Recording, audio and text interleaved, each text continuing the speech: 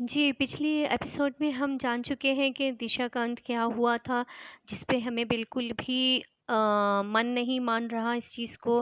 Acceptable नहीं है कि इतने ऊपर से कोई गिरा हो और उसकी जो बॉडी हो वो शनाख्त के काबिल हो।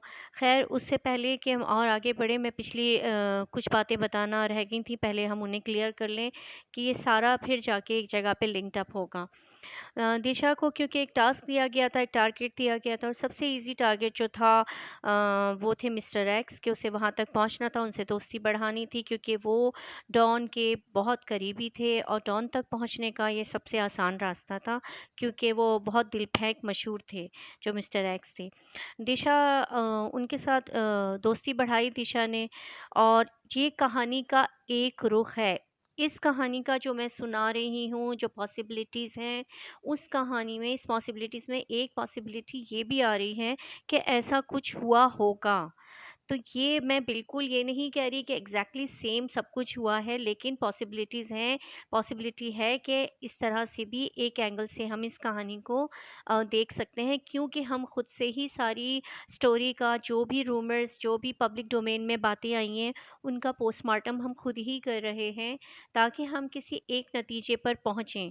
ठीक है? तो कुछ ऐसी चीज़ें हैं जो हमारे दिमाग में थी, मैंने आपसे कहा था, जिस पे हम बात करना चाह रहे थे, और हम सिर्फ देखते जा रहे हैं, सुनते जा रहे हैं, जो भी मीडिया बता रहा है या जो भी हमें यहाँ-वहाँ से खबरें मिल रही हैं, ठीक है? कुछ हमारे गुप्त हैं, जो जो ज़रिए हैं, वो भी हमें बता रहे हैं।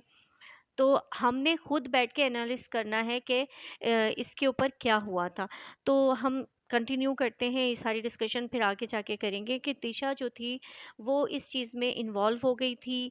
ये कहानी का एक रुख है, इसको इसी तरह देखा जाए कि एग्ज़ैक्टली मैं वो नहीं बता रही क्या हुआ था, लेकिन कहानी की एक पॉसिबिलिटी ये भी है। अब हम इस कहानी को उसी एंगल से आगे बढ़ा रहे हैं कि दिशा जो थी वो मिस्टर एक्स के साथ काफ़ी हद तक क्लोज़ हो गई थी, इन्वॉल्व हो गई थी।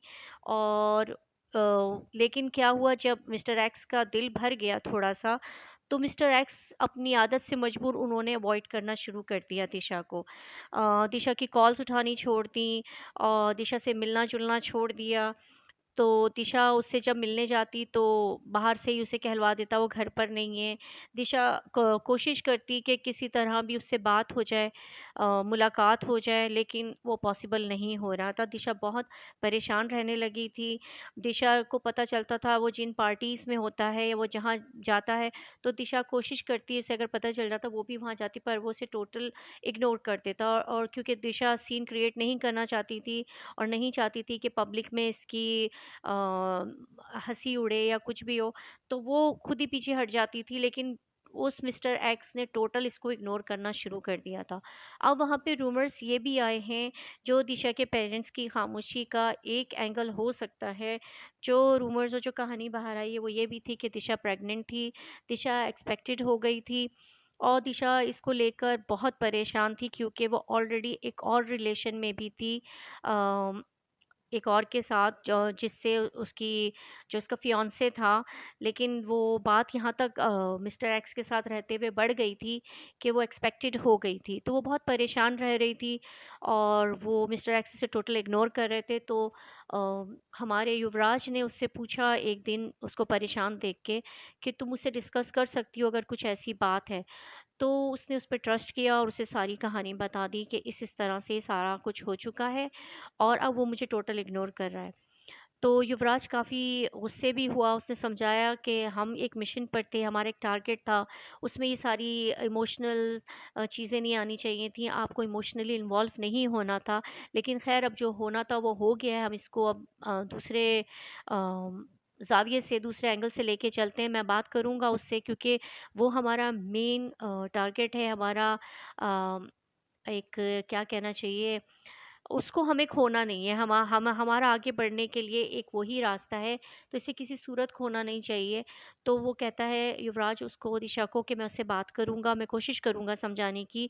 तो युवराज उसे कॉल करता है, तो क्योंकि मिस्टर एक्स को पता नहीं होता वो किस सिलसिले में बात करेगा, तो हमारा युवराज इधर-उधर की बात करके फिर मुद्दे पर आता है, इससे बात करता है दिशा के बारे में। तो वो उसको भी मना कर देता है कि इस टॉपिक पे बात नहीं करो।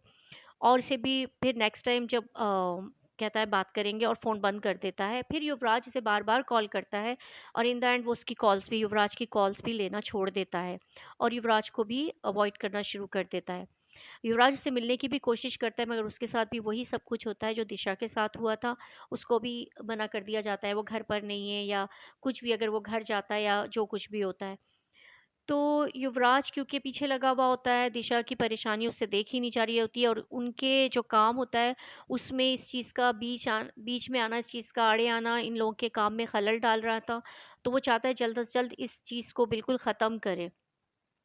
तो वो अपने जो भी उसके उसके कुछ सर्कल होते हैं उनसे कहता है कि अगर युवराज कभी भी कहीं नज़र आए तो मुझे इन्फॉर्म करना ताकि मैं उससे फ़ेस टू फ़ेस बात कर सकूं। तो उसको एक रात फ़ोन आता है कि युवराज इस वक्त बैठा हुआ होता है कि युवराज को फ़ोन आता है कि मिस्टर एक्स जो हैं इस वक्त एक क्लब में मौजूद हैं और काफ़ी ड्रंक हैं। तो और बड़ा एंजॉय कर रहे हैं। तो युवराज फ़ौरन तुरंत अपनी गाड़ी में बैठते हैं और क्लब पहुंच जाते हैं। वहां वो जाते हैं तो देखते हैं युवराज के वो जो मिस्टर एक्स हैं वो घिरे हुए हैं लोगों में और काफ़ी हल्ला गुल्ला कर रहे हैं, बिजी हैं नाच गाने में। तो युवराज उसके पास जाता है उससे बात करने की, कहता है कि ज़रा बात सुन लो 1 मिनट की, मुझे तुमसे कुछ ख़ास बात करनी है। तो मिस्टर एक्स क्योंकि उस वक्त अपने होश में इतने होते नहीं हैं, उन्हें गुरूर चढ़ा हुआ होता है, घमंडी तो वो हैं ही। तो वो उससे कहते हैं, उसको भी टालते हैं, यार चिल करो, आओ नाच गाना करते हैं, पियो थोड़ा सा। तो वो कहता है नहीं, सीरियस मैटर पे बात करनी है, तुम आओ बात करो। तो उसको मिस्टर एक्स साहब को थोड़ा सा गुस्सा आता है और वो धक्का देता है युवराज को। और युवराज भी तो माशाल्लाह युवराज ही हैं। तो वो फिर भी बड़े कूल माइंडेड रहते हैं, उसे समझाने की कोशिश करते हैं, मगर वो बदतमीज़ी जब मिस्टर एक्स जो हैं ज़्यादा करते हैं तो युवराज को भी बहुत गुस्सा आता है और युवराज की और मिस्टर एक्स की वहाँ पे लड़ाई हो जाती है, हाथापाई हो जाती है। कुछ लोग युवराज को पीछे घसीटते हैं और कुछ मिस्टर एक्स को। युवराज क्योंकि ठंडे दिमाग से सोचता है तो वो यही कहता है कि बेहतर यही है, अभी ये अपने हवास में नहीं है, अपने होश में नहीं है, तो मैं फ़िलहाल चला जाऊँ। तो युवराज को भी उसके जो कुछ लोग होते हैं वो उसे ठंडा करके घर भेज देते हैं। लेकिन मिस्टर एक्स जो होते हैं वो अपनी बड़ी उनको अपनी इंसल्ट फील होती है, वो बहुत गुस्से में खौल रहे होते हैं। और यहाँ से कहानी का ट्विस्ट शुरू होता है कि युवराज साहब अपने गॉडफादर को, जो उनके होते हैं डॉन साहब, उनको फ़ोन घुमा देते हैं कि कल का लौंडा जो अभी आया है और मैंने, फिर उनके मुंह में जो आता है वो मिर्च मसाला लगाकर डॉन को कहानी सुनाते हैं कि भाई इस तरह से उन साहब ने आकर मेरे साथ बदतमीज़ी की, मुझे मारा, जबकि मैं बड़ा कूल था और मैं उसको समझा भी रहा था, लेकिन वो किसी और लड़की का ब्लेम मेरे सर पे थोप रहे हैं। और मैंने उनको कहा भी कि देखो मैं तो आपका आपका क्या कहेंगे, शिक्षक बोलेंगे, क्या बोलेंगे, आ, जो भी लफ्ज़ सूट करता है कि वहाँ पे आप बिठा लें कि मैं तो आपका साथी हूँ और मैं तो ऐसी हरकतें सोच भी नहीं सकता। मैंने उसको ये भी बोला कि देखो युवराज को मैंने तड़ी भी लगाई कि देखो अगर उनको पता चल गया तो बड़े गुस्से होंगे। तो युवराज ने कहा कि भाई मैं किसी से नहीं डरता, चाहे कोई भी हो। तो उसने काफ़ी मिर्च मसाला लगा के डॉन को, मिस्टर एक्स ने ये बातें पहुंचाई। डॉन साहब तो डॉन साहब हैं, वो सुनते ही, क्योंकि वो पहले गुस्सा करते हैं, पहले वो रिएक्ट करते हैं और बाद में सोचते हैं, उनकी खोपड़ी गरम हो गई, उनको गुस्सा आ गया।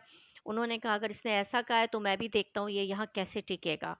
और ये वही बात थी जो बाहर आई कि फिर उस रात उन्होंने गुस्से में, रात के काफ़ी लेट नाइट 2 ढाई बजे के करीब, उन्होंने युवराज को फ़ोन घुमाया और युवराज से कहा कि तुम्हारी आज इस तरह लड़ाई हुई थी और तुमने उस पे हाथ उठाया जबकि वो तुमसे आराम से बात कर रहा था। तो युवराज ने कहा नहीं, ये सब झूठ है, इस तरह से नहीं हुआ है, उसने मुझ पे पहले हाथ उठाया, ये किया उसने कहा। लेकिन मिस्टर डॉन थे, वो कहाँ किसी की बात सुनते हैं, वो इंतहाई गुस्से में आ गए थे और वो कानों के कच्चे भी हैं। और जब बोलने वाला आगे से इतना उनका बकौल, मतलब सो कॉल्ड वफादार हो, तो वो उसकी बात पे ज़्यादा ट्रस्ट करेंगे बनिस्बत इसके कि वो ये बोलें कि युवराज तो बिल्कुल न्यू कमर है एक तरह से इस इंडस्ट्री में। तो ज़ाहिर सी बात है इस नगरी में युवराज की कोई वैल्यू इस वक्त तक इतनी नहीं थी। तो उन्होंने कहा कि ठीक है, उसने तुमसे मेरा नाम लेकर कहा था तो तुमने कहा था तुम मुझसे भी नहीं डरते हो। तो बेटा अब देखते हैं कि तुम इस नगरी में कैसे रहते हो और तुम्हें अब कौन काम देगा। मैं भी देखता हूँ कि अब तुम्हें कैसे काम मिलेगा। और यही वो वक़्त था जब युवराज से दी हुई फ़िल्में वापस ले ली गई थीं और युवराज को बिल्कुल बहुत सारे अवार्ड्स जो फंक्शंस होते हैं, उसमें युवराज को बिल्कुल इग्नोर किया गया, इंसल्ट की गई, मज़ाक उड़ाया गया और उसको दी हुई उसकी बहुत बड़ी-बड़ी फ़िल्में वापस ले ली गईं।